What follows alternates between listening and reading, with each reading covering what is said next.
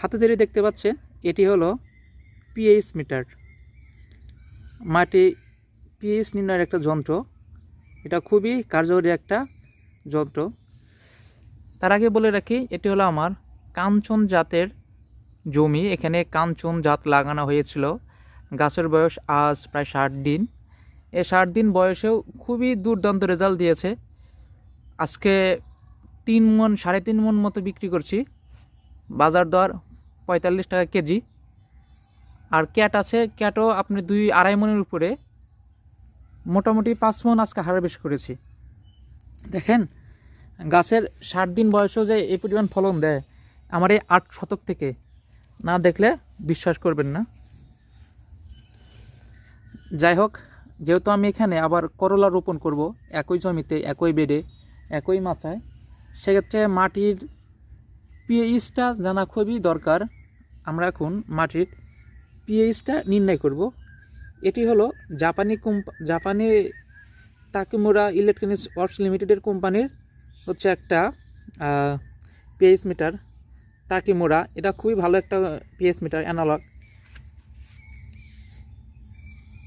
যারা এটা পারচেস করতে চান তারা বীজপাতার অফিসিয়াল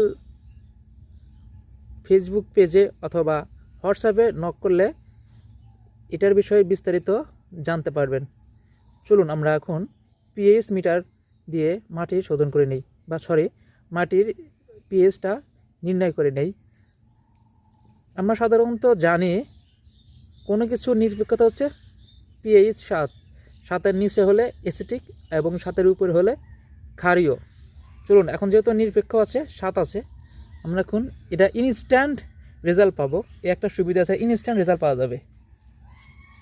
আমরা মাটিতে এই যে সাদা অংশটুকু, সিলভার অংশটুকু আমরা মাটিতে রোপণ করেছি বা পুঁতে দিছি।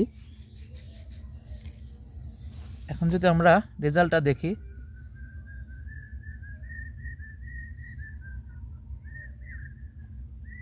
দেখাচ্ছে 6-এর উপরে দেখাচ্ছে। দেখি আরও নিচে যায় কি না।